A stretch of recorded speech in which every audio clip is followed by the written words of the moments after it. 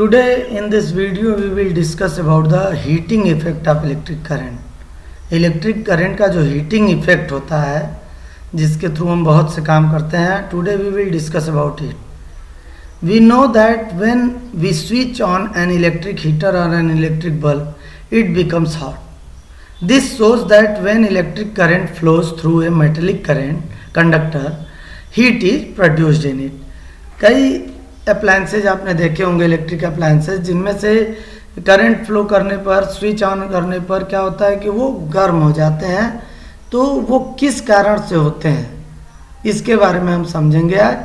Okay friends, then let us see how electrical energy is converted into the heat energy. ऐसा क्या होता है कि जो इलेक्ट्रिकल एनर्जी है वो हीट एनर्जी में कन्वर्ट हो जाती है. तो आप लोग की जानकारी के लिए बता दूं, we know a metallic conductor contains a large number of free electrons. किसी भी मेटेलिक कंडक्टर के अंदर बहुत ज़्यादा फ्री इलेक्ट्रॉन्स होते हैं. These electrons move randomly in a conductor. भाई इधर उधर मूव करते हैं बहुत रैंडमली.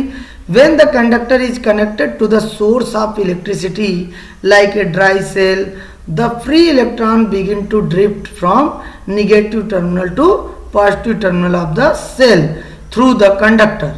आपको ये पहले के वीडियोज में भी मैं बता चुका हूँ कि जैसे ही किसी कंडक्टर पर हम पोटेंशियल डिफरेंस अप्लाई करते हैं तो क्या होता है, फ्री इलेक्ट्रॉन्स पर एक फोर्स लगने लगता है जिसके कारण फ्री इलेक्ट्रॉन्स निगेटिव टर्मिनल से पॉजिटिव टर्मिनल की ओर मूव करने लगते हैं.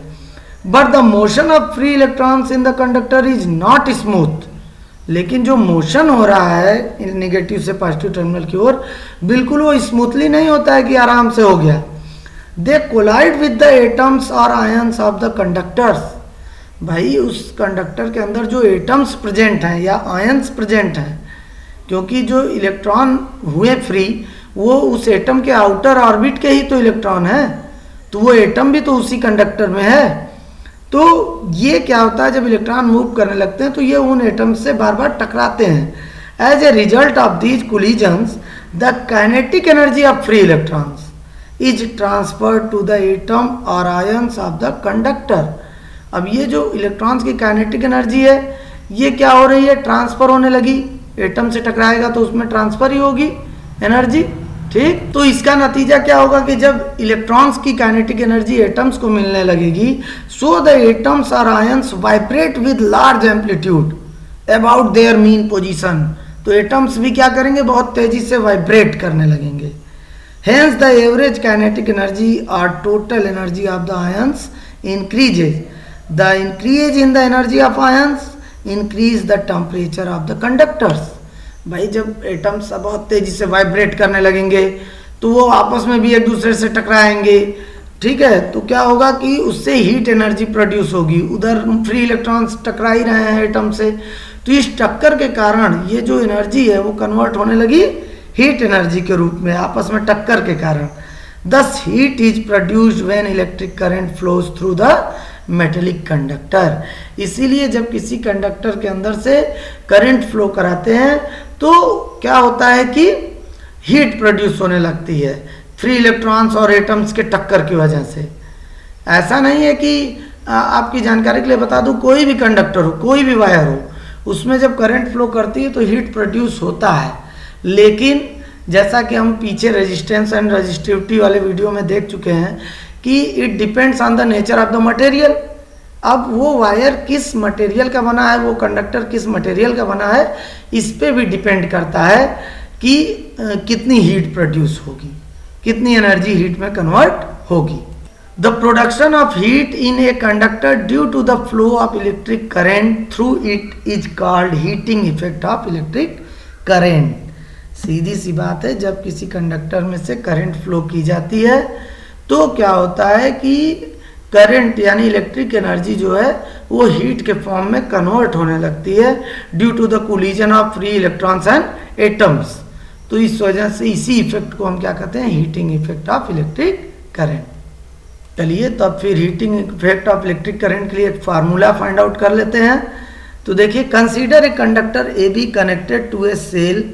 एक ए बी कंडक्टर है ये कोई, ठीक है, और ये सेल से कनेक्टेड है. इसके इंड्स पर पोटेंशियल डिफरेंस कितना है, कैपिटल V और इसमें I करंट फ्लो हो रही है। We know potential difference is the amount of work done in carrying a unit positive charge from one point to another of the conductor। ये चीज़ हम जानते हैं कि पोटेंशियल डिफरेंस क्या होता है, यूनिट चार्ज को एक जगह से दूसरे जगह तक ले जाने में किए गए कार्य को ही पोटेंशियल डिफरेंस कहते हैं।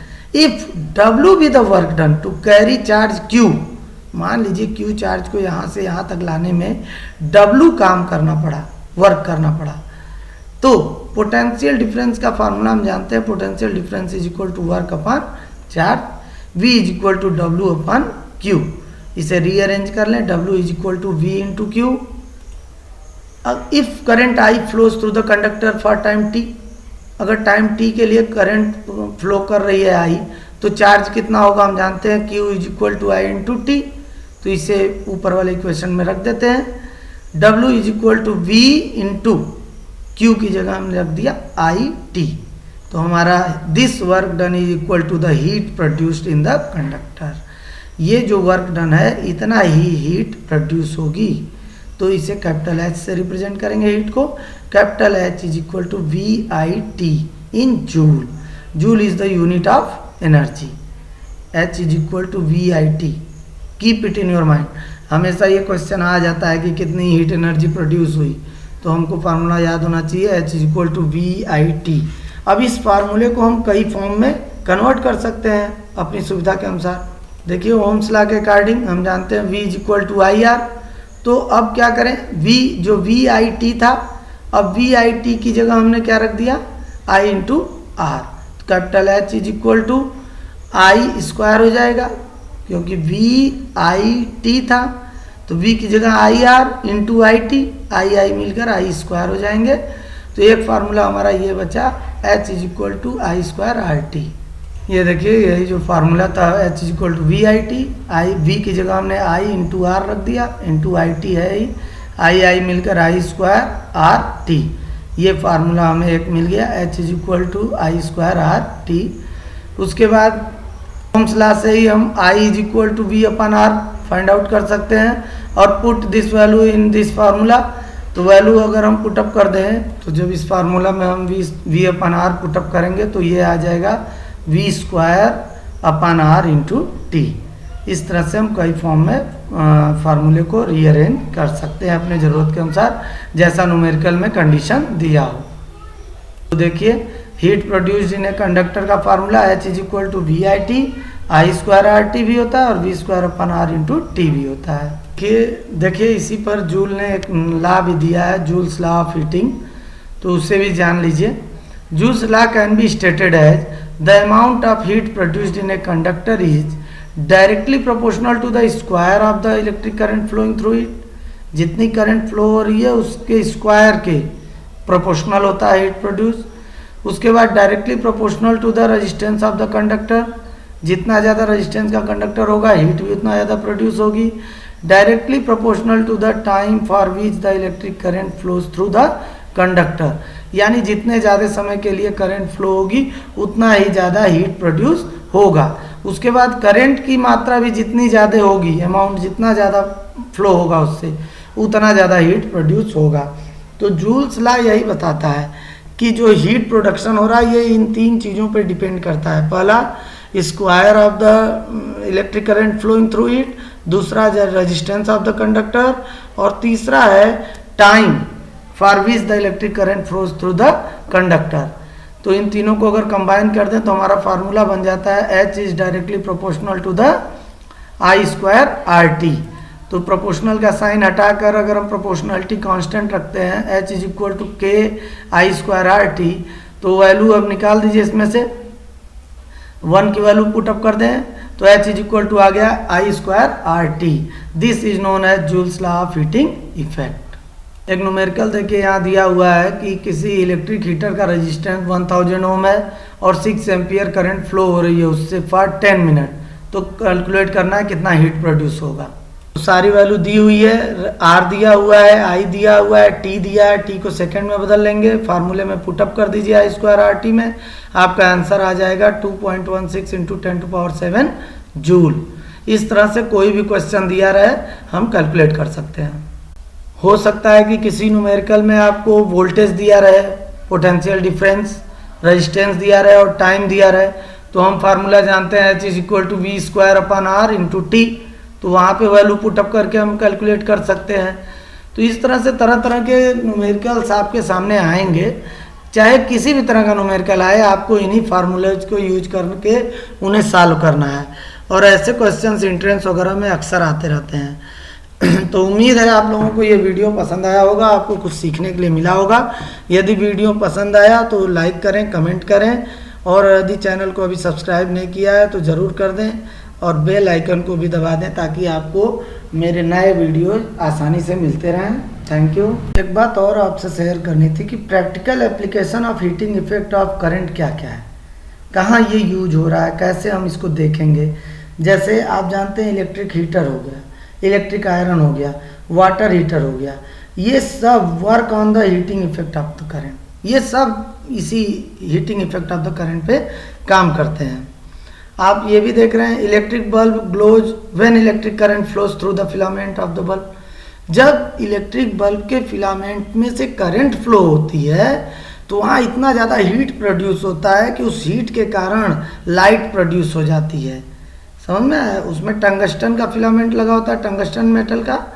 तो टंगस्टन क्या होता है ना कि जो टंगस्टन फिलामेंट होता है उसका रेजिस्टेंस बहुत हाई होता है। So a large heat is produced as the electric current flows through the filament and due to this large amount of heat produced filament of the bulb becomes white hot, hence the filament of the bulb emits light and heat। अच्छा, ये गलता क्यों नहीं है? तो पहले तो उसका जो है मेल्टिंग पॉइंट बहुत हाई है, 3380 डिग्री सेंटीग्रेड। दूसरी चीज़ कि बल्ब के अंदर कुछ गैस भरी होती है, इनएक्टिव गैसेज होती हैं जैसे नाइट्रोजन और argon, to increase the life of the tungsten filament, ताकि वो एयर के प्रेजेंस में मेल्ट ना हो जाए, इसलिए कुछ गैसेस भी भरी होती हैं उसमें। इसी तरह घरों की जब वायरिंग होती है तो इलेक्ट्रिक फ्यूज यूज किए जाते हैं इलेक्ट्रिक सर्किट्स में। तो electric fuse in the electric circuits melts when large current flows in the circuit. इसका एक फ़ायदा भी है। Electric fuse is a safety device connected in a series with the electronic circuit. ठीक, electric fuse is a wire made of the material whose melting point is very low. बहुत कम होता है मेल्टिंग पॉइंट, ताकि अगर कहीं भी short circuit हो, किसी तरह का हो, वो भी मेन मटेरियल क्या होते हैं उसके, कॉपर या टीन लेड एलॉय, इनसे मिलाकर बनाया जाता है। तो उसकी खासियत क्या है कि अगर मान लीजिए घर में कहीं शॉर्ट सर्किट हुई, किसी को करंट लग गया, तो क्या होगा कि लोड बढ़ेगा सर्किट पे, तो हीट प्रोड्यूस होगी, और उस हीट के कारण क्या होगा, वो फ्यूज का वायर ब्रेक हो जाता है, जिससे कि हम अपने आप को सेव कर पाते हैं, घर में आग लगने से बच पाती है, कोई शॉर्ट सर्किट होने से बच जाता है। ठीक है, इस वीडियो में इतना ही। Thank you.